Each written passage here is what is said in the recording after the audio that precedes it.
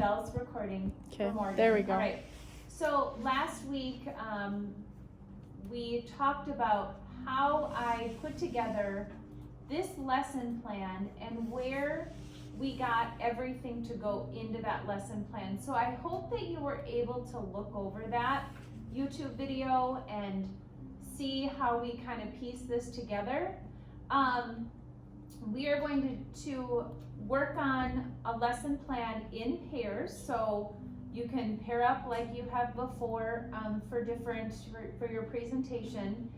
You are going to start with the empty lesson plan, and you will be creating something that is basically a fictitious lesson plan. We won't really be teaching them, but this should help you to see all of the parts involved in forming your lesson plan for the classes that you are actually teaching in. So a lot of this is, plug in the information. You don't have to find it really anywhere. Your name. You can come up with a name of the overall unit that you're talking about. This information came from the Common Core standards. I will open those up. You can use them as a guide, but you might want to start with your standard and then build the rest after that, instead of writing your lesson plan and then building the standard or finding the right standard in there, in that website. You're gonna list the class that this is, or the area of standards. Maybe give us the time frame. You are going to write a couple of objectives, and you guys, a couple of things that I want you to focus on with the objectives would be looking, now this is the part that this is really like putting a puzzle together. So I have, for my strongest intelligence, it was language. So actually the lesson plan that we wrote, of course, I wrote a lesson plan that revolved around the language, revolved around the intelligence that I clearly either maybe like the most, I don't know, one that is a natural fit for me. So the lesson that I wrote is a good fit for my intelligence. I'm probably gonna like that lesson. That's probably why I wrote it, now that I think about it. Musical. Maybe some of you are music smart and you're gonna incorporate music in there. Look at some of these key ways to incorporate musical intelligence in your lesson, or the logic and math type intelligence. So if you have, I think that's just Erin, we'll tell them we're doing okay. This is Stacy. Hi. So we figured it out. Yeah, so they have a 2-hour late start and Morgan will be coming in at the end of the hour. So it's all good. I just wondered if we had a camera switched or something. But we're fine. Okay, thank you. All right, bye. So we're gonna try to maybe incorporate some math. You don't have to incorporate all of each partner's intelligences. I just want you to be thinking about maybe incorporating a couple total that you were highest in, okay? So use these little tips as a guide. So I'll go back to the lesson plan document. You're also gonna try to write these, you can write, maybe if you do 3, try to have them kind of start with the basics towards the bottom, maybe something in the middle and something that's up towards the top. So maybe 3 different objectives throughout your lesson.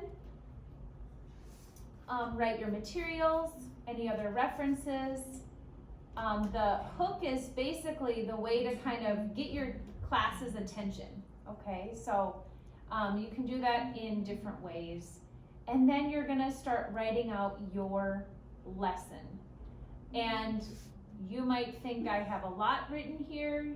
You don't need to write all of that. Mine is kind of like a script of the questions we were gonna ask. And then how am I going to assess this? I use student questioning and making a book, coloring a book, making their own illustrations. Your assessment should match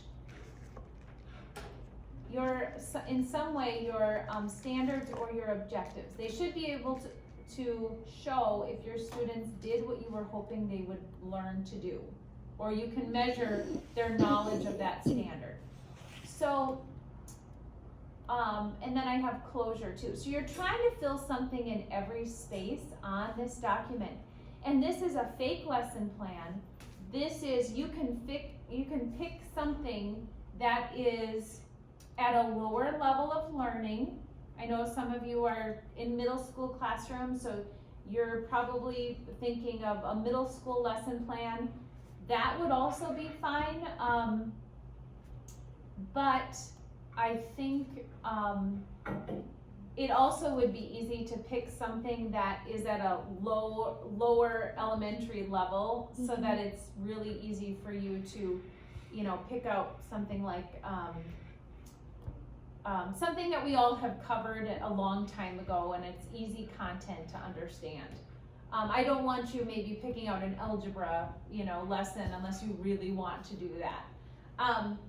So what I would like to have you guys do is open up in your pairs, have one student open up this lesson plan.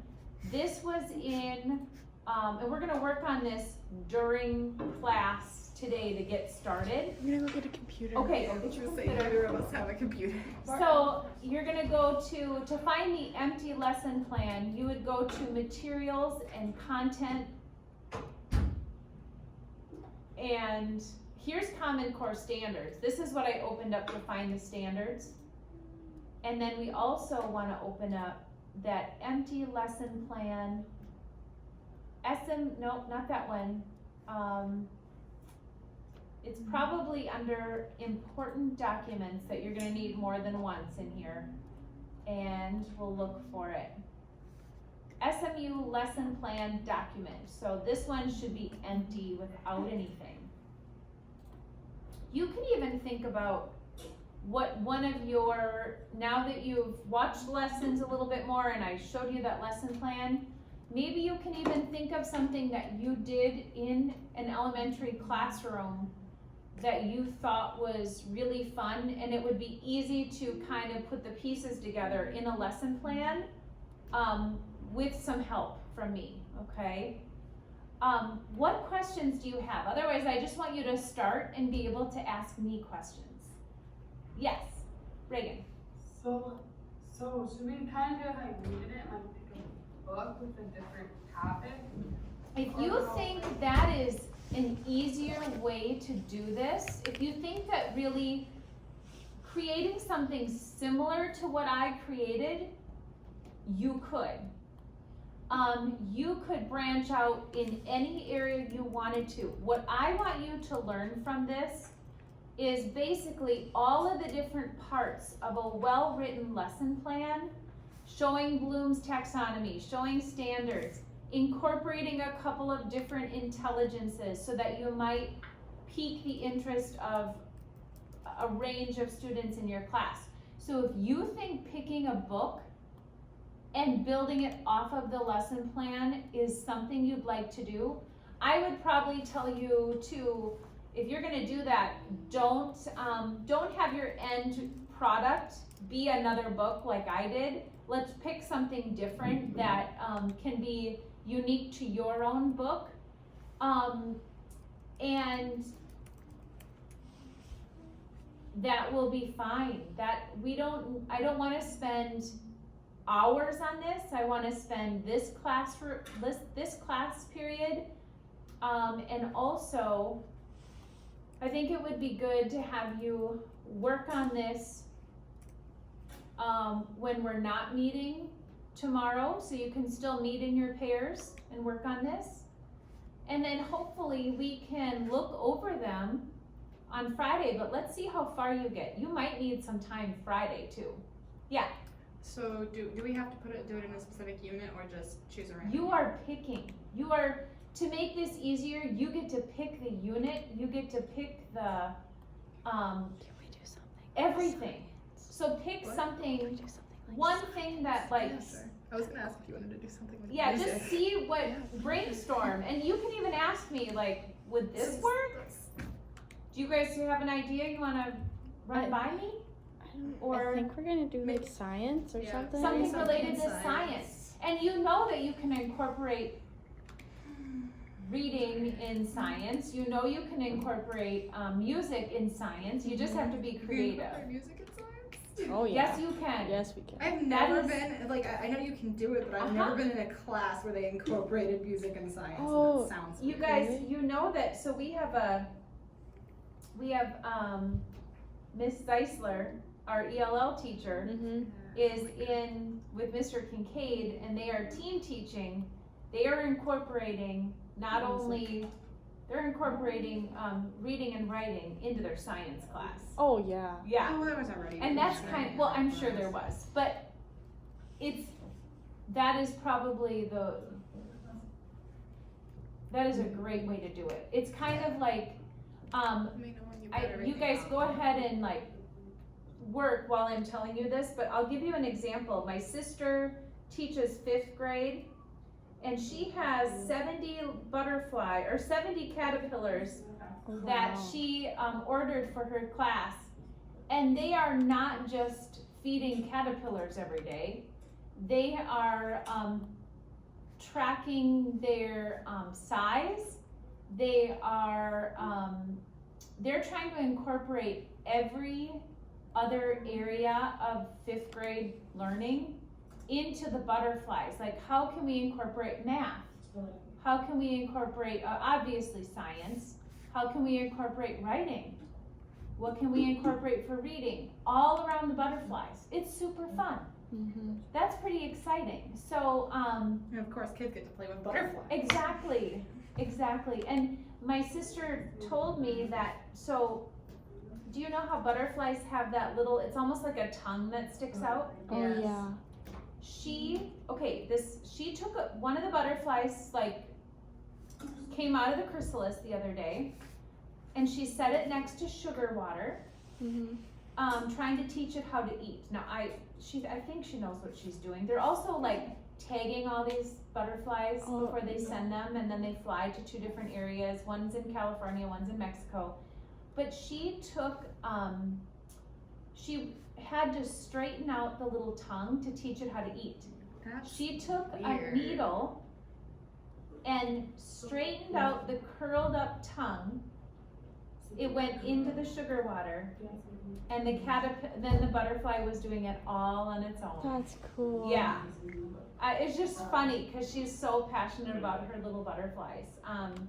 But go ahead. What does anybody have questions yet? Where is the blank document? It's under Like I found the. important documents on the left. In the Oh, okay. go under content. So did everybody find the empty lesson plan? I just found like the filled out one. I was like, where's the empty one? Well, you could take my things out of that one too. Yeah. You could download it and just use that. Sometimes that's easier, then you know what I put in. What to like fill in the box. All right. Do you want me to stop this video? Yeah, I think that's a good time to stop.